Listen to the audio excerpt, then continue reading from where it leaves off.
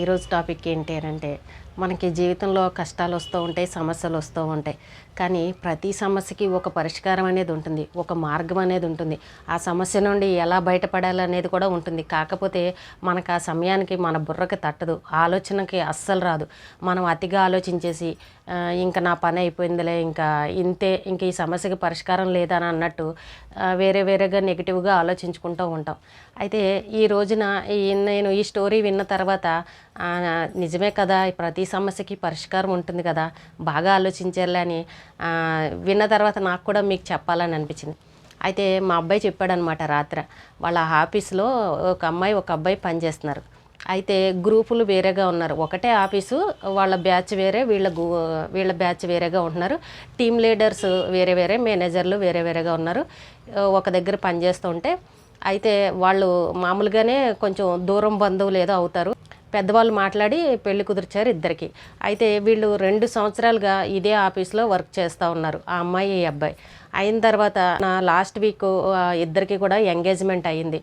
అయితే ఇప్పుడు వాళ్ళకి వచ్చిన సమస్య ఏంటి అని అంటే, ఒకే కుటుంబంలో ఉన్న వాళ్ళిద్దరూ ఒకే కంపెనీలో ఉద్యోగం చేయకూడదంట. అవి కంపెనీ రూల్స్ ప్రకారం. ఇద్దరు భార్యాభర్తలు కదా, భార్యాభర్తలు ఇద్దరు అస్సలు చేయకూడదని వాళ్ళ కంపెనీలో రూల్స్. అయితే వీళ్ళకి ముందే తెలుసు ఈ విషయం. తెలిసి ఇంకా అబ్బాయి అమ్మాయి ఏం ఆలోచించుకున్నారంటే, సరే ఇంకా పెళ్ళయ్యే వరకు చేసి పెళ్ళయిన తర్వాత ఎవరో ఒకళ్ళు మానేద్దాంలే, ఉన్నంత వరకు చేద్దాము, కంటిన్యూ చేద్దాం అన్నట్టు ఉద్యోగాలు చేసుకుంటూ ఉన్నారు. అయిన తర్వాత ఈ విషయం వీళ్ళ గ్రూపుల వరకే వీళ్ళిద్దరికీ పెళ్ళి అన్న విషయం తెలుసు. అయితే ఇంకా ఎంగేజ్మెంట్ దగ్గరికి వచ్చాక ఆఫీస్లో వాళ్ళందరినీ కూడా ఎంగేజ్మెంట్కి పిలిచారు.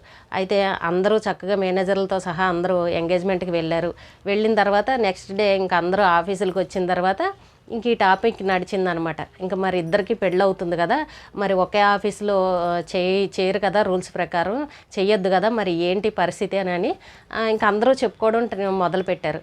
మొదలుపెట్టిన తర్వాత ఇంకా వీళ్ళు అన్నారు, మాకు ఆల్రెడీ తెలుసు కదా, మేము ఇంకా డిసైడ్ అయ్యాము ఎవరో ఒకళ్ళు పెళ్ళైన తర్వాత మానేద్దామని, ఇంకా అంతవరకు కంటిన్యూ చేస్తాం. అమ్మాయి అంది, నాకు ఇంటికి కొంచెం దగ్గర కాబట్టి నేను ఇంకా దూరం అంటే తిరగలేను కదా, నేను ఉంటాను కంపెనీలో, మా హస్బెండే మానేస్తాడు, తను వేరే చోటకు వెళ్ళిపోతారు అని చెప్పేసి ఇంకా ఈ మేనేజర్లకి అయితే చెప్పడం జరిగింది.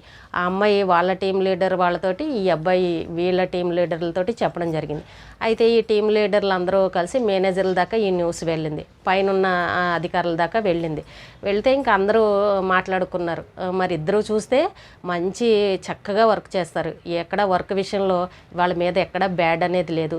మరి ఇద్దరు కావాల్సిన వాళ్ళే. మరి కానీ ఇద్దరు మరి రూల్స్ ప్రకారం అయితే మరి ఇద్దరు భార్యాభర్తలు అన్నాక ఒక కంపెనీలో చేయకూడదు. వీళ్ళని పంపించడం వీళ్ళకి ఇష్టం లేదు. ఎలాగని ఇంకా అందరూ కలిసి ఆలోచించారు. ఇది 10 రోజులుగా జరుగుతూ ఉంది ఎంగేజ్మెంట్ అయిన దగ్గర నుంచి. అయిన తర్వాత వీళ్ళైతే మాత్రం ఇంకా అబ్బాయి మానేయడానికని డిసైడ్ అయ్యాడు. ఎందుకు వీళ్ళకి పెళ్ళి ఏంటంటే 15వ తారీఖున పెట్టారు. ఇంకా దగ్గరలోకి వచ్చేసింది కదా, ఒక వారం రోజులు ఉంది. పెళ్ళి అయిన తర్వాత నేను మానేస్తానని ముందుగానే చెప్పాడు అబ్బాయి. చెప్తే ఇంకా టీం లీడర్సు, మేనేజర్సు, ఇంకా పైనున్న అధికారులు మరి వీళ్ళందరూ ఆలోచించి ఏం చేశారని అంటే, ఇంకా వీళ్ళకి బ్రాంచెస్ ఉంటాయి కదా, వేరే వేరే ఊర్లో, బొంబాయి, చెన్నై, కేరళ, ఇలాగా వేరే చోట కూడా వీళ్ళకి బ్రాంచెస్ ఉంటాయి. ఇంకా ఈ అబ్బాయిని ఏం చేశారంటే బొంబాయి బ్రాంచ్కి ట్రాన్స్ఫర్ చేస్తారు. చేసి ఆ బొంబాయిలో ఉన్న వ్యక్తిని తీసుకొచ్చి ఇక్కడ ఈ ఆఫీస్కి ట్రాన్స్ఫర్ చేశారు, మార్చారు. కాకపోతే వర్క్ మారింది, కానీ మనుషులు మాత్రం ఎక్కడ వాళ్ళు అక్కడే. నాకు డౌట్ వచ్చింది, మరి బొంబాయికి ట్రాన్స్ఫర్ చేశారని అంటే మరి ఈ అబ్బాయి అస్తమానం బొంబాయి తిరగాల్సి ఉంటుందేమో కదా, మరి అక్కడికి వెళ్ళాలేమో, ఇంకా పెళ్లి చేసుకుని ఏం లాభం, ఇంకా తిరుగుతూ ఉంటాడా అని అంటే అన్నాడు, లేదు ఎక్కడ వాళ్ళు అక్కడే ఉంటారు, కాకపోతే వర్క్ మార్చారు అంతే. ఈ మేనేజర్లకి ఏంటంటే వీళ్ళని వదిలిపెట్టడం ఇష్టం లేదు, వర్క్ బాగా చేస్తారని వీళ్ళని బయటికి పంపించడం ఇష్టం లేక ఇంకా అక్కడున్న అబ్బాయిని తెచ్చి ఇక్కడ వర్క్లోకి ఈ ఆఫీస్కి అన్నట్టు ట్రాన్స్ఫర్ అన్నట్టు పెట్టారు. ఈ అబ్బాయిని అక్కడికి బ్రాంచులు మార్చేశారు. అలాగే ఊరు వేరే అయింది కాబట్టి ఇంకా చెయ్యొచ్చు, ఒకే కంపెనీలో ఒకే ప్లేస్లో అయితే చేయకూడదు, కానీ వేరే బ్రాంచ్లో చెయ్యొచ్చు భార్యాభర్తలు అని అప్పుడు మా అబ్బాయి చెప్పాడు అనమాట. అయితే ఈ అబ్బాయిని తీసుకువెళ్ళి బొంబాయి ఆఫీస్లో పెట్టారు, బొంబాయి ఆఫీస్లో అబ్బాయిని ఇక్కడ పెట్టారు. అయితే వర్క్ మారింది, ఉండేదంతా మనుషులైతే ఇక్కడే ఉంటారు, ఎవరు ఎక్కడికి వెళ్ళరు. వర్క్ మారి వీళ్ళు ఏమని చెప్పారంటే నీకు నచ్చితే ఆఫీస్కి వచ్చి వర్క్ చేసుకో ఇక్కడే ఉండి, లేదనంటే ఇంటి దగ్గర వర్క్ ఫ్రమ్ హోమ్ అలా చేసుకో పర్వాలేదు అని చెప్పేసి వాళ్ళు ఆఫీస్ వాళ్ళు చెప్పడం జరిగింది. అంటే చూసారా అండి ఎంత మంచితనం లేకపోతే ఆ అబ్బాయికి అలాంటి అవకాశం ఇస్తారు. లేదంటే వేరే ఇంకెవరన్నా అయితే మానేయండి ఒకళ్ళని చెప్పేసి డిసైడ్ అయిపోతారు. వీళ్ళు పని విషయంలో చాలా బాగా చేస్తున్నారు ఇద్దరు కూడా. అందుకని కంపెనీ వదులుకోలేక వీళ్ళని ఈ రకంగా మార్చారనమాట. అటు వాళ్ళ రూల్స్ని పాటించారు, అలాగే వీళ్ళకి ఇబ్బంది కలగకుండా ఈ జంటకు కూడా మంచి అవకాశాన్ని కూడా ఇచ్చారు. ఇప్పుడు ఆ అబ్బాయి ఇక్కడ ఆఫీస్కి వచ్చి వర్క్ చేసుకోవచ్చు, అలాగే ఇంట్లో ఉండి కూడా వర్క్ చేసుకోవచ్చు, ఎవరు ఎక్కడికి మారక్కర్లా. అలాగే ఆ అమ్మాయి కూడా అదే ప్లేస్లో అక్కడే ఉంటుంది. నాకు వినగానే చాలా బాగా అనిపించింది. కంపెనీ వాళ్ళు కూడా ఈ రకంగా ఆలోచిస్తారన్నమాట. చక్కగా బాగా ఆలోచించారు కదా, ఇద్దరికి ఇబ్బంది కలగకుండా అని చెప్పేసి అనిపించింది. అంటే ఏంటంటే వీళ్ళు ముందు నుంచి వీళ్ళకి తెలుసు తీసేస్తారని వీళ్ళు డిసైడ్ అయిపోయారు. ఎలాగ నేను మానేస్తానులే అని అబ్బాయి డిసైడ్ అయిపోయినా కూడా వీళ్ళు అనుకున్న ఊహకి అందనంత విధంగా ఈ కంపెనీ చక్కగా వీళ్ళకి ఇలా ఇవ్వడంతో ప్రతి ఒక్కళ్ళు హ్యాపీగా ఫీల్ అయ్యారనమాట. వాళ్ళు కూడా చాలా హ్యాపీగా ఫీల్ అయ్యారు.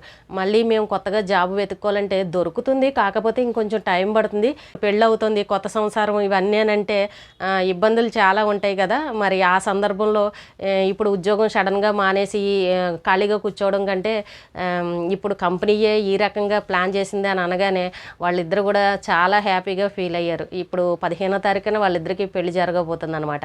అయితే కంపెనీ వాళ్ళు కూడా ఈ రకంగా కూడా ఆలోచిస్తారనమాట అని అనిపించింది.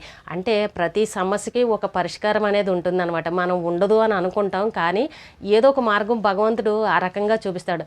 నిజంగా చెప్పాలంటే వాళ్ళ మంచితనమే వాళ్ళని కాపాడింది అని చెప్పుకోవాలి. వాళ్ళ మేనేజర్లు చెప్తున్నారంట, మిమ్మల్ని మామూలుగా జనరల్గా అయితే ఎవరైనా అయితే ఒకరు మానేయండి అని చెప్తారు, కానీ వాళ్ళు వర్క్ విషయంలో కూడా చాలా బాగా చేస్తారంట. ఎవరైనా లీవ్ పెట్టి వెళ్ళిపోయినా, ఎప్పుడైనా బిజీ ఎక్కువ వర్క్ ఉన్నప్పుడు కూడా ఎంత నైట్ టైం అయినా సరే, డే టైం కానీ నైట్ టైం కానీ ఆ అమ్మాయి అబ్బాయి ఇద్దరు కూడా పర్ఫెక్ట్గా వర్క్ చేస్తారంట.